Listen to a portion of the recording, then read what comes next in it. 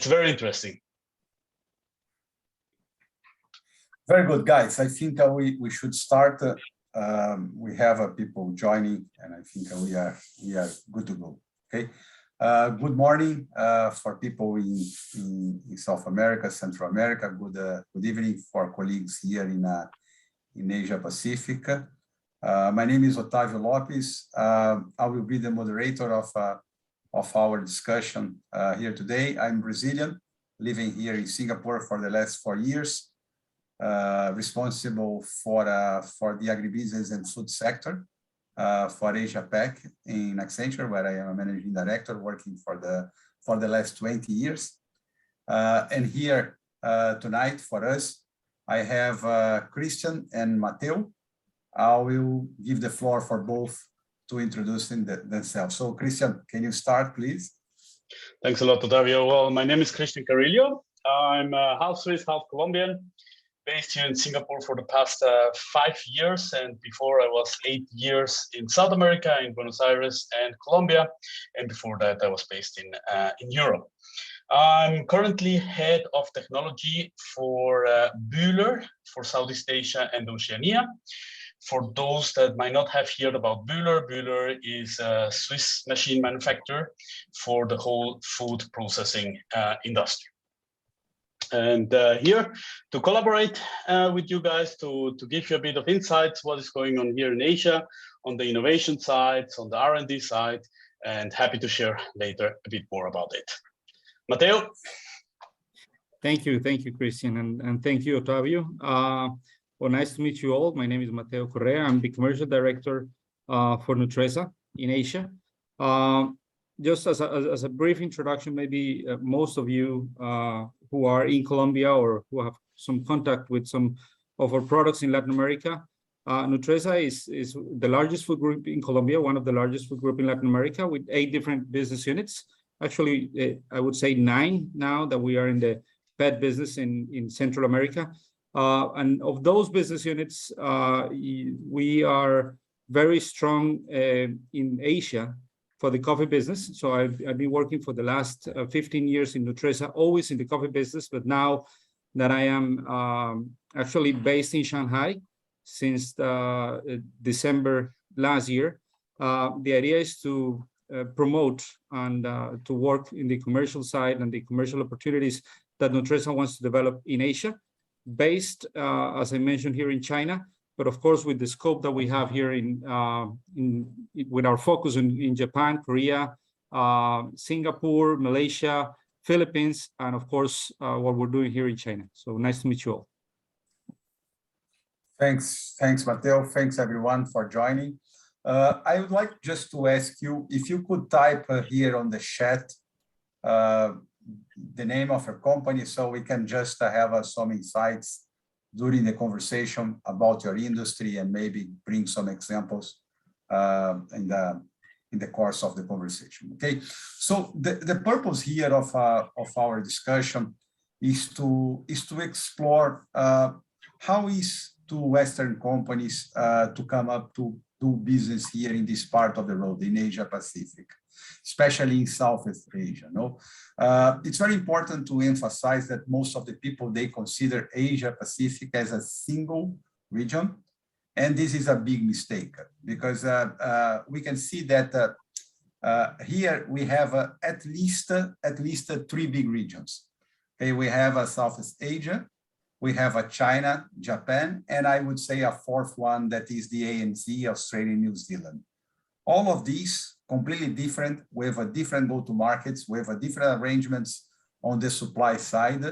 And companies who really succeed here in this part of the world, they understood how to cope with the diversification of cultures and needs to go for these different markets. Okay, so one of the points that I want to explore today is the very successful story from Nutresa. Mateo will discuss a little bit with us about be branded, be non-branded, buy or build reputation in this part of the world. How was the story for Nutresa to come up here into this part of the road. Another opportunity in the food sector that is very interesting, and especially Singapore is the place to be. I would say it's the mecca for food innovation here in Southeast Asia, is on the technology space. So there are companies that are coming here, bringing technologies and partner with the capabilities to innovate from Singapore, and developing new, let me say, ways of produce or bring new products into Singapore, because Singapore is quite open for innovation, quite open to test new ideas as well. And this is a good place. And Christian will bring how Buehler is helping food companies into the innovation architecture to bring their ideas and to innovate into this part of the road.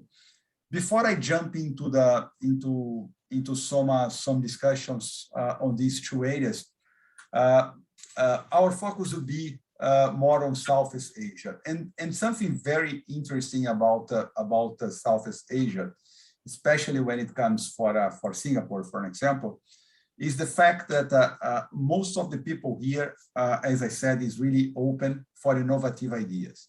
Okay, so they are trying different things. You see many of these new innovations associated to can be alternative meat, can be bubble teas, can be fermented drinks. All of these comes first here in this part of the road.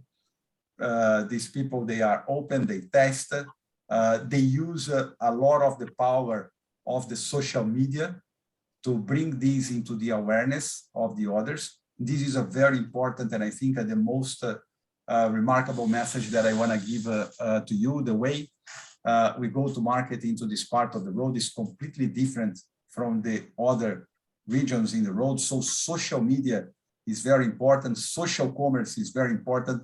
Maybe most of you heard about TikTok. TikTok is not only to do the dancing, but TikTok is doing a lot of business in this part of the road, and people is making a lot of go-to-market strategy using TikTok and some other social media platforms as well. So this is very important. The second component that is very important for this part of the road right now is health awareness. So there is a trend of cognitive health here. People is looking for things that are not only good for their body, but it's good for them from a mind perspective as well.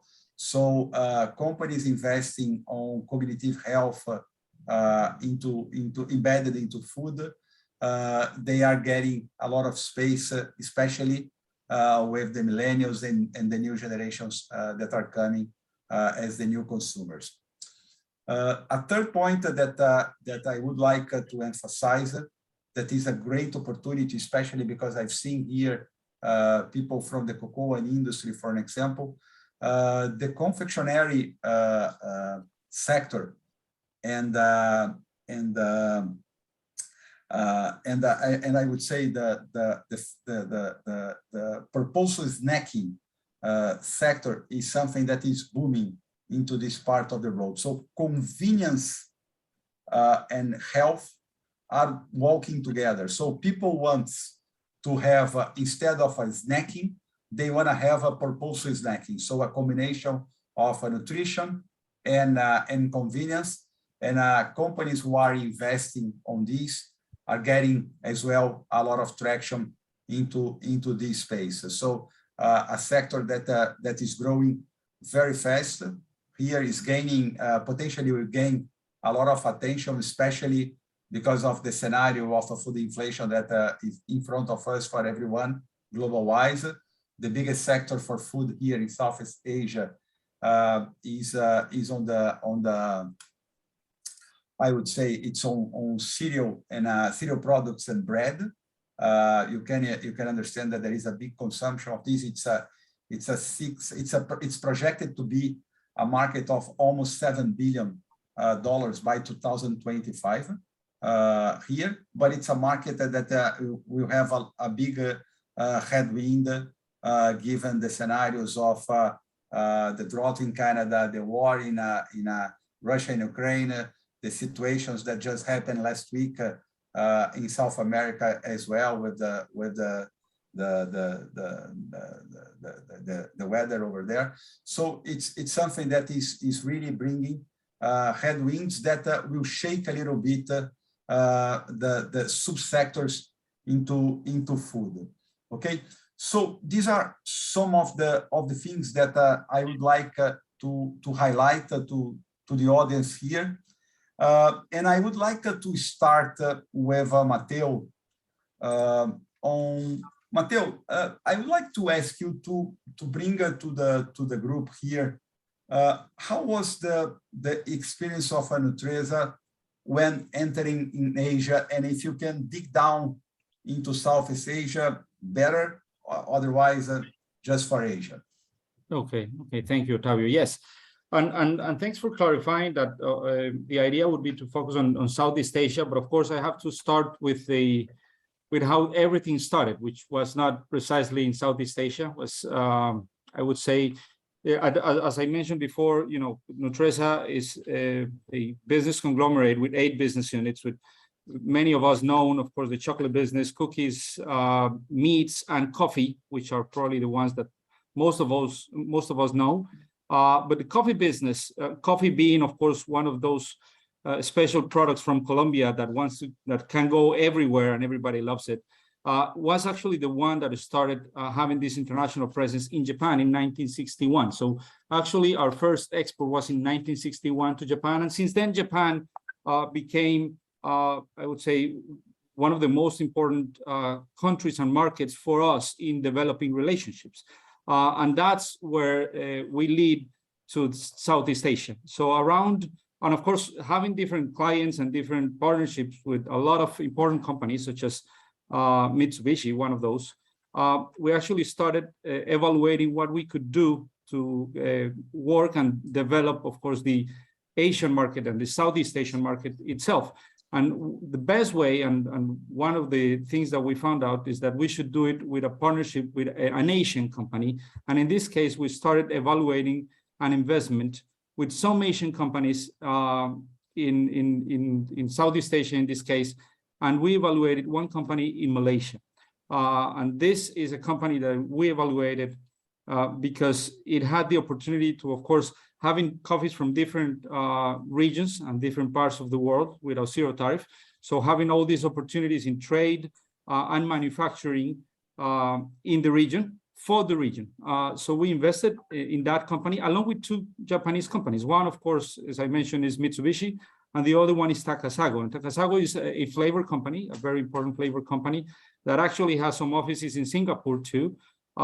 Being that Singapore an important hub for technology and for flavor development, and of course for all these type of opportunities that we can find in the region. So we invested in that company around 2013, and we actually created another company in Malaysia too, in Kuala Lumpur. It's called OCA, Oriental Coffee Alliance.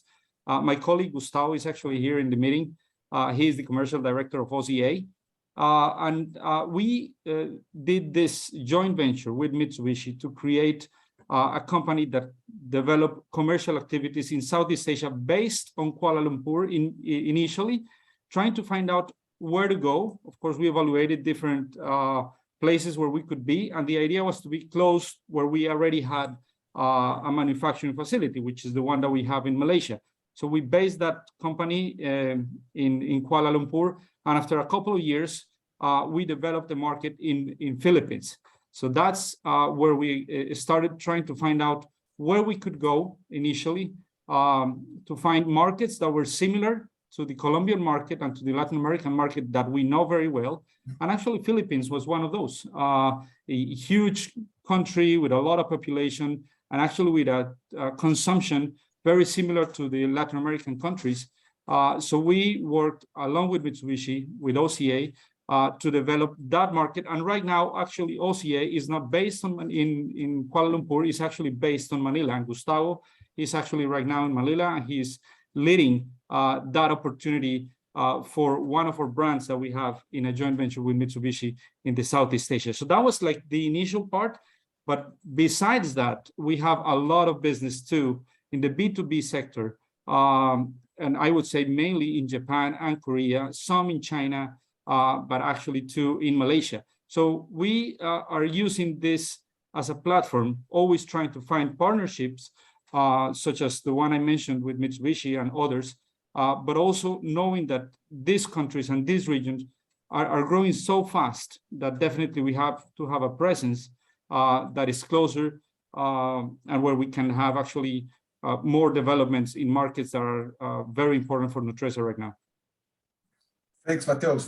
Very interesting, and I think it's a remarkable example of a successful story for me, especially when I look for other players into the food sector who try to do things on a different way. Here, try, for example, to export same brands and same route to markets approach that they used to have in their origin countries to this part of the world.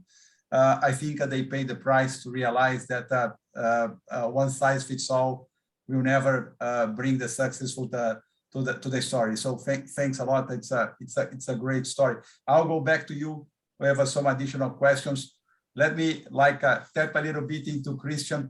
Christian, when it comes for innovation, technology, I think we had here in the chat one example in the cocoa, fully based cocoa products instead of, let me say, mixed with some others that are exclusively for people with diabetes or something similar.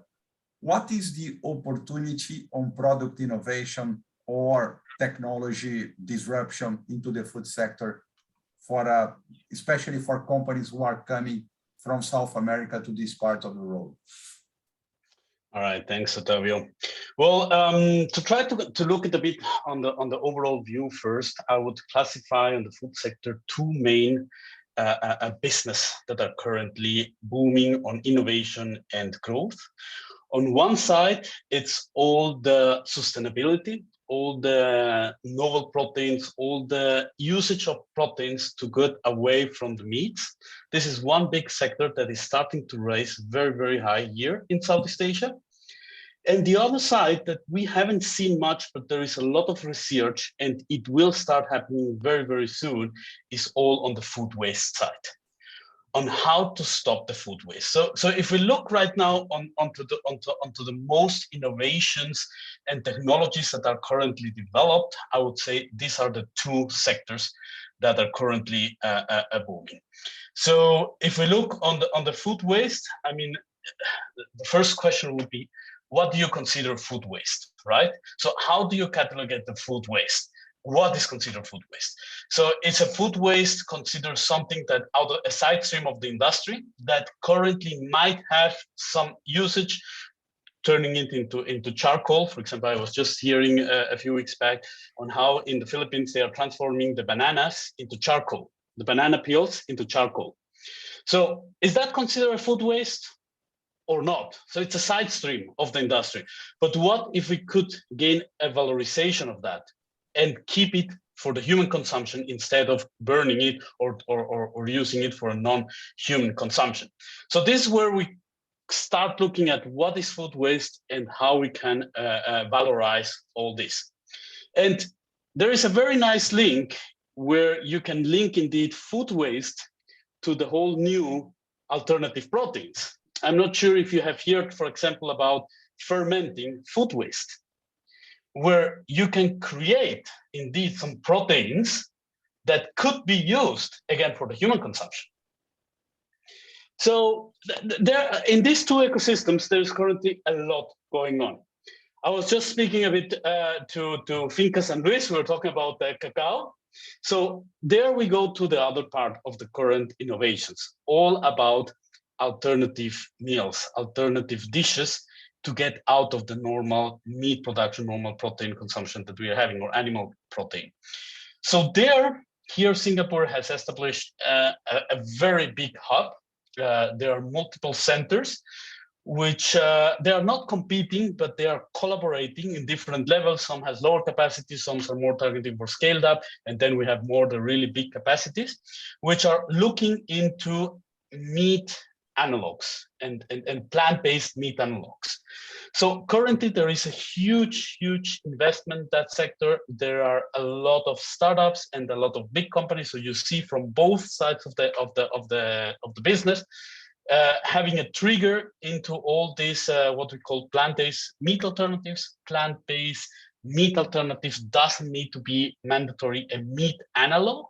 So meat analog is if you go and buy a piece of chicken that is plant-based, but a meat alternative can be as well in all the other sectors where you are replacing the meat protein with any kind of protein, a vegetable protein.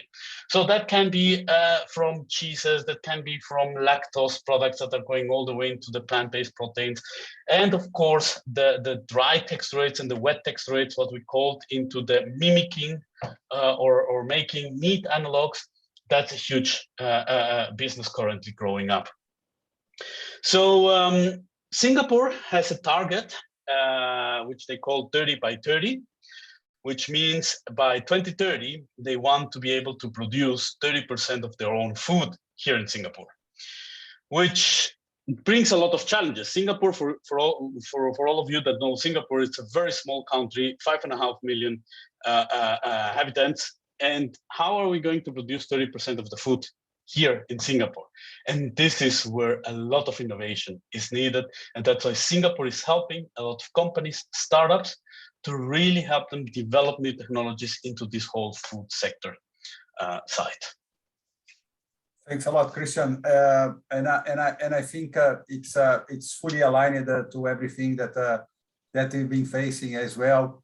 Upcycling discussions, sustainability-related products, not only alternative meat, but many others. And this comes into other uses as well of any kind of waste coming from the upstream activity. So there are good examples of, for example, we have Oscar here from Dole, but Dole entered into a journey of transforming some of the waste from their pineapple into veggie leathers for the industry.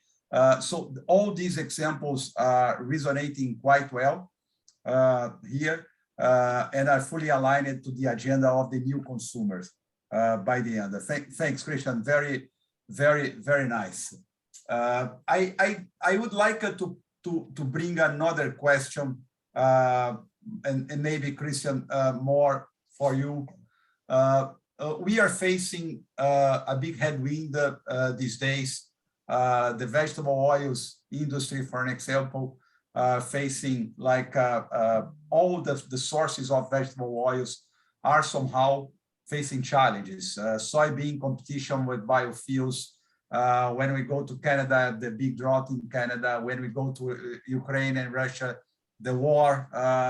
When it comes for palm oil, we've just realized that people are restricting exports to regulate internal prices. So there will be a lot of, I would say, trade lack of asymmetry in the coming months ahead of us.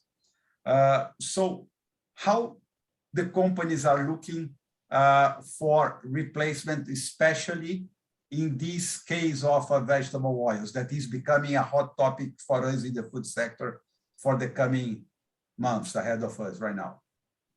Mm-hmm.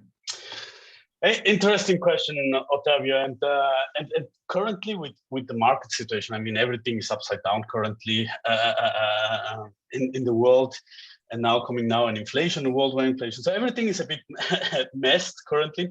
But one thing, what we have seen a lot of startups or innovation in that sense is how to create, for example, lab grown or basically fermented or basically in bioreactors, how to create animal fats.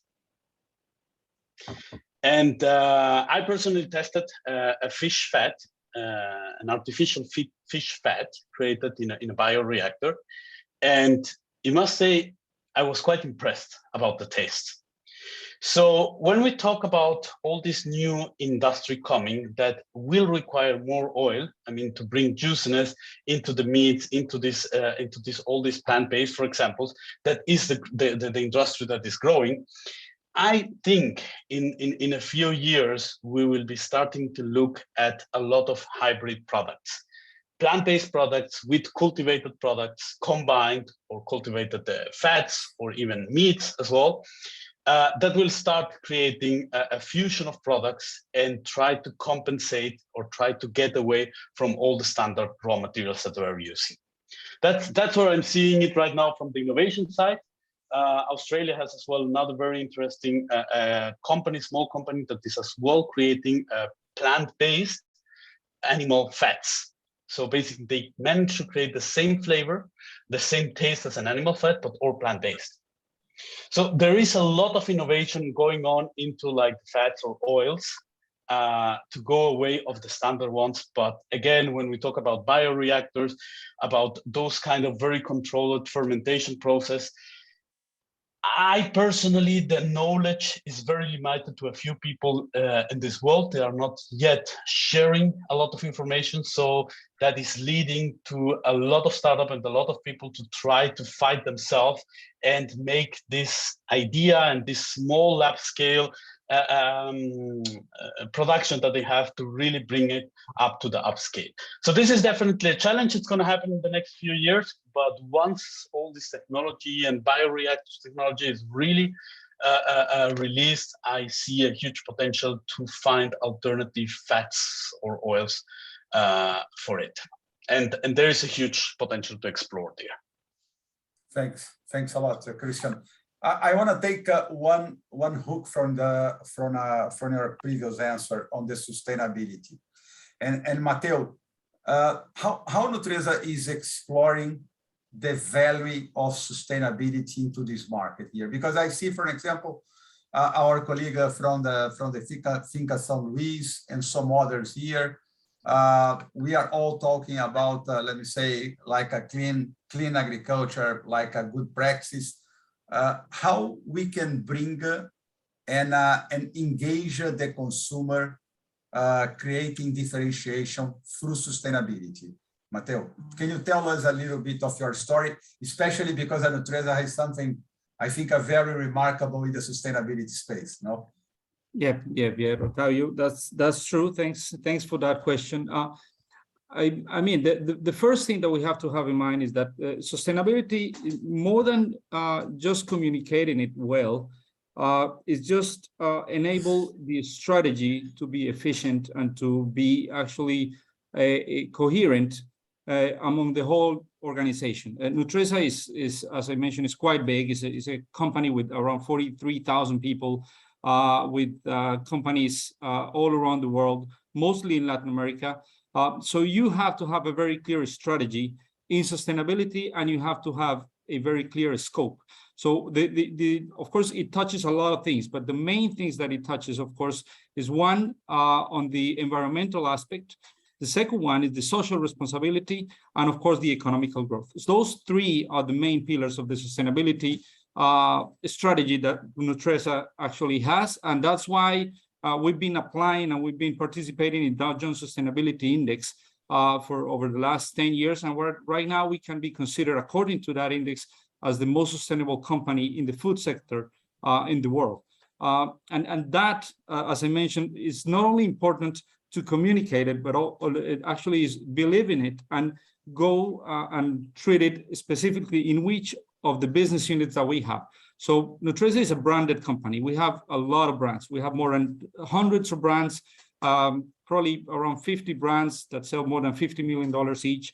And with those brands is where we can communicate and where we can actually make a difference. In terms of sustainability, of course, each of the platforms, each of the production facilities, they have themselves a lot of set goals for environmental purposes, of course, reduction of the carbon footprint. Each of the companies have different certifications that they have to fulfill all those elements to the sustainable environment that is required. And also in the social responsibility, each of the companies and each of the business units have different programs. So in coffee, we have programs in Huila, we have programs in Santander, we have programs in Antioquia, where we can work with coffee farmers and improve productivity, for example. That's one of the places where we work on sustainability with many of our brands. For example, Matiz, if you know very well, Matiz is one of our premium brands in Colombia for roasted coffee. And that type of brand is actually constantly communicating and supporting those farmers from a particular region in Antioquia. Same happened with chocolate, right? The chocolate company, Compañía Nacional de Chocolate, many know about it. We have a strong relationship with the growers. And of course, there's also programs that we have different programs in regions of the country where we support different communities.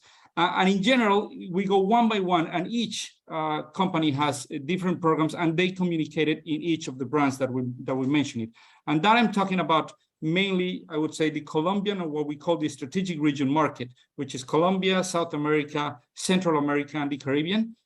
Of course, some in North America where we have presence, and mostly in the B2C business where we have brands, but also in the B2B business where we have a strong presence, as I mentioned, mostly in Asia and in Southeast Asia. The sustainability is a very important part of, I would say, our commercial value added that we actually communicate and we discuss constantly with the important companies that we do business with. So, for example, we do a lot of business with great companies, very important companies in Japan and very important companies in Korea, for example. And for them, sustainability is becoming something very, very important in their source. So having a company that is a supplier that is definitely focused on this development on sustainability is important to them, and it actually brings us a way to keep business for a long period of time, and actually business that are not only sustainable in the essence of the word, but actually can be sustained in the future as a good business that is profitable and good for everybody, and is part of the philosophy and the purpose of Grupo Nutresa, which is a future together. So that is what we're looking for. That is what we communicate, and that is what we develop the whole strategy since the beginning. Very good, Mateo. And I think very precise on the way. Most of the time, people think that you need to be a branded product to communicate the sustainability.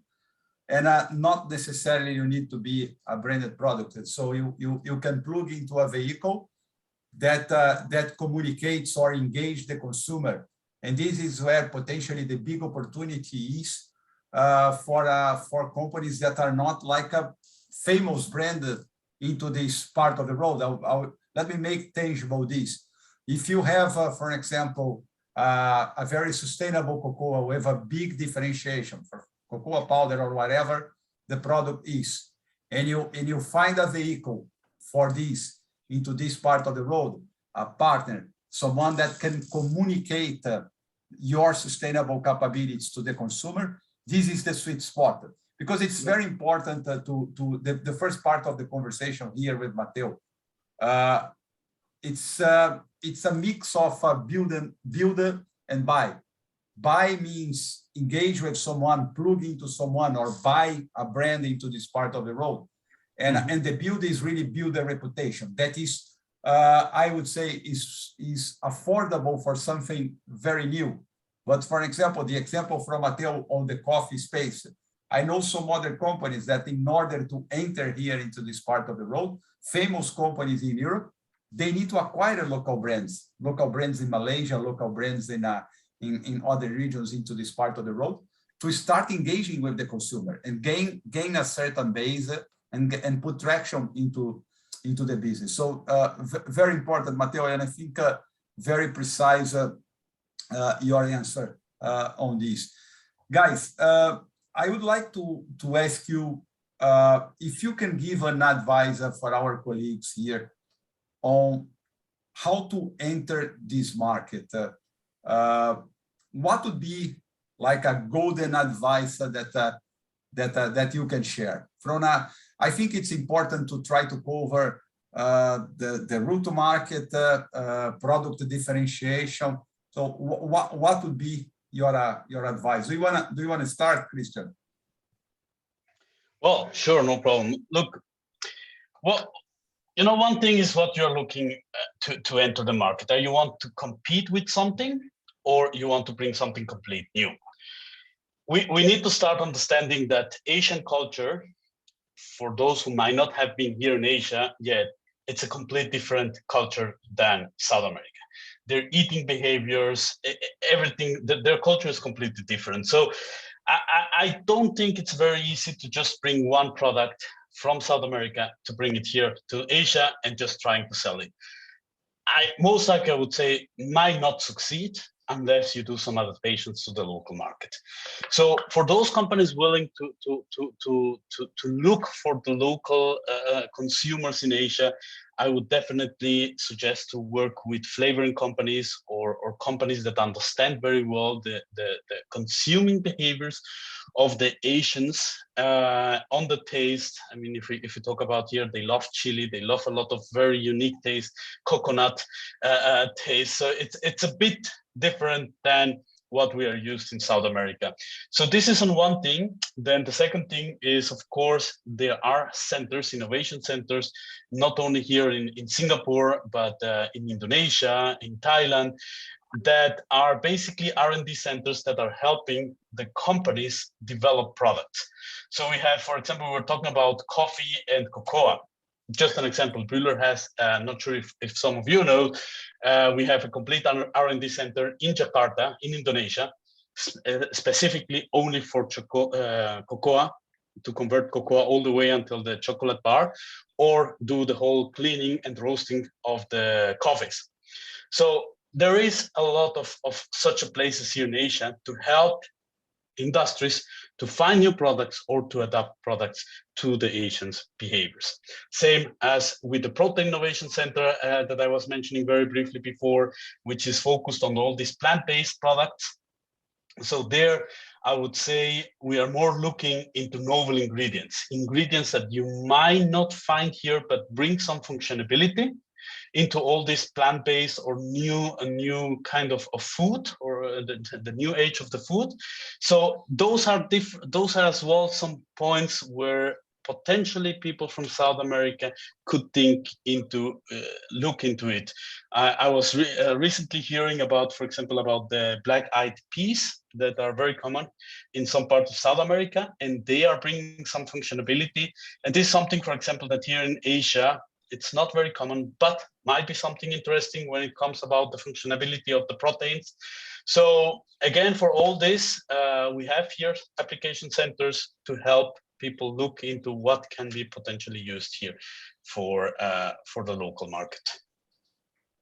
Great advice, Christian. And I think I would say this is a big opportunity for all of you to try to plug into Bühler and try to explore. I think at the point about what we call indigenous flavor, something that if you want to bring it here. So you for the first time in my whole life, I took a matcha cappuccino last week. So something that we would never think about it in any other part of the world. You know, it's exactly. But it's the indigenous flavor for the cappuccino. The other thing that I've been always trying, maybe Mateo will help us to understand. Normally you see a lot of people, and there are roasters popping up every day.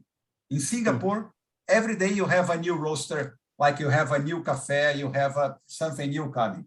But most of the people, they don't drink coffee as us, we drink in South America. They drink a coffee-based drinks. They mix with everything.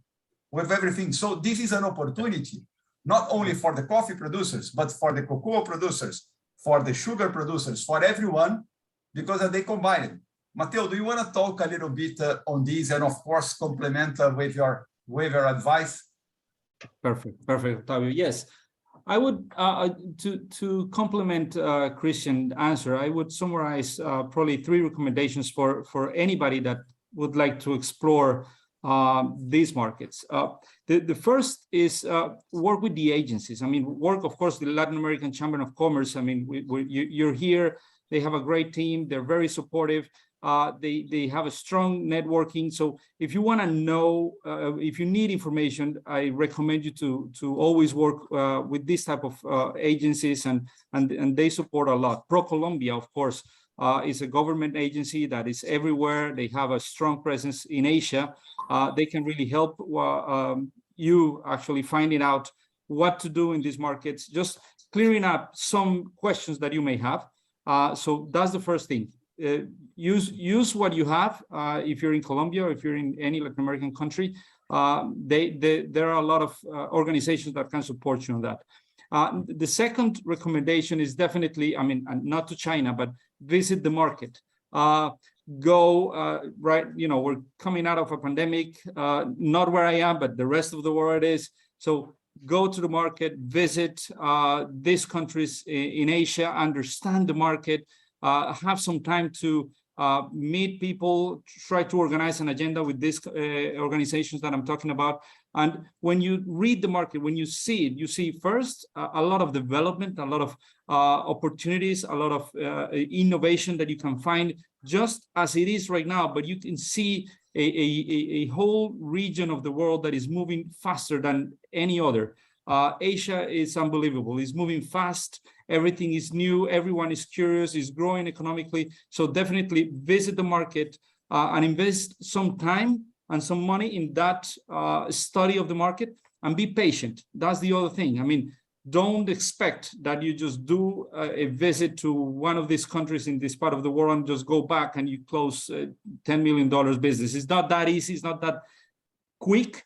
But if you're patient and if you're persistent, you will have business forever. You will have business for 100 years if you do it well. So be patient and visit the market. And the third, and I think it's part of what Christian mentioned, and of course he's the expert on this, but work on your differentiation, work on that innovation. We have a lot of products that have a differentiation by itself, but you can also work in technology in the countries where we are. In Colombia, try to develop something unique.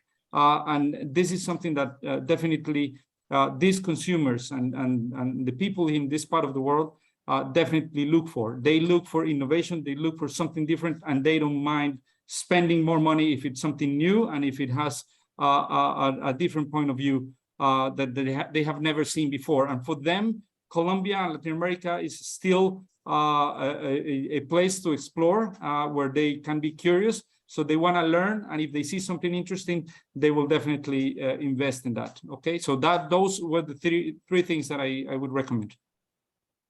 Very good, very good, Mateo. Thanks a lot. I think very, very precise as well. Trying just to summarize here, I think connect with the agencies is super important. That is halfway of things that can be ready for you from logistics, from route to market perspective, from compliance perspective, and this is something that can be very complicated and can be ready at the same time if you go through the agents. Plug into the ecosystem to bring to tropicalize to the Asia your products. As Christian said, it's very important. Maybe products that resonate well into South America, they need some twist to come to this part of the road. Discuss if you want to be part of something or you want to be something. As Mateo described it for us into the Nutresa journey, do you want to be a branded product, what really requires a big effort into this part of the road? Or do you want to engage with someone as a vehicle for you to bring you access to the consumers? This is a fundamental question, and I think the biggest opportunity is on this space, especially if you are not a big brand into the western part of the road. And just to complement on all of this, here consumer engagement, route to market is on the digital area, and definitely Asia is miles ahead from the other parts of the world when it comes for digitalization of sales and marketing. So you need to be into social, you needed to be into e-commerce, can be B2B, B2B2C, direct to consumer. If you want to succeed, you needed to be on this space.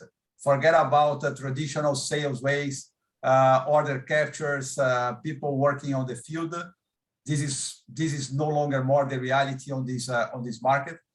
Here we are dealing with food aggregators, big applications like a Grab, where you can order you can have a taxi, but you can order your food as well. You can do the groceries, you can do everything, and you needed to connect with these guys as your route to market as well. So a completely different route to market. The agents, the Latin America Chamber can properly advise on this for all of you on your journey to come to this part of the road. Guys, Christian, Mateo, thanks a lot. A very insightful conversation with you both. Any other comment, any final advice for our colleagues? And by the way, the Colombia coffee is unbeatable into this part of the road. I talk to anyone, people, they don't know where is Rio de Janeiro, I can tell you, but they know about the Colombian coffee.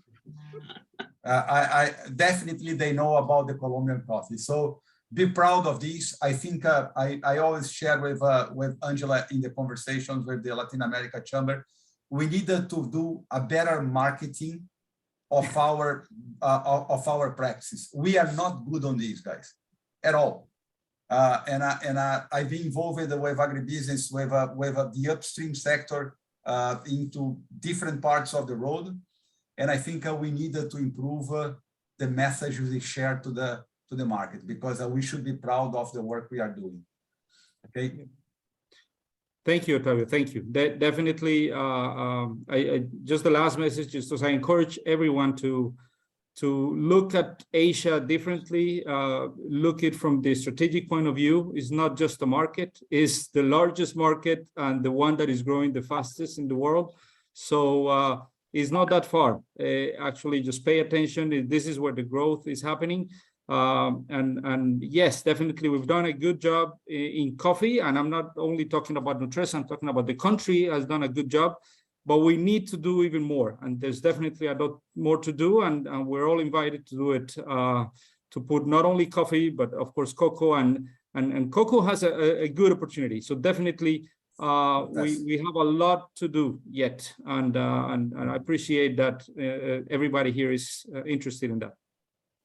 Thanks, Mateo. Christian, any point from you? For me, I still nag on my old point about all ingredients. We still need to develop more ingredients for all this alternative food that is coming up, and I think there is a huge potential. Right now, the main products are soy and pea, and there are so many other things, local grows, local peas, that can be developed and brought to the market outside. So I'm still a very high believer on this, that there is a lot to explore there on the protein sides. Absolutely. And if you want to pursue these on a sustainable way, this is the only way. Otherwise, we're going to stress up too much these only 2 ingredients, and it won't work for sure. Exactly. Thanks a lot. Angela, any final message from you? No, thank you very much for your collaboration. And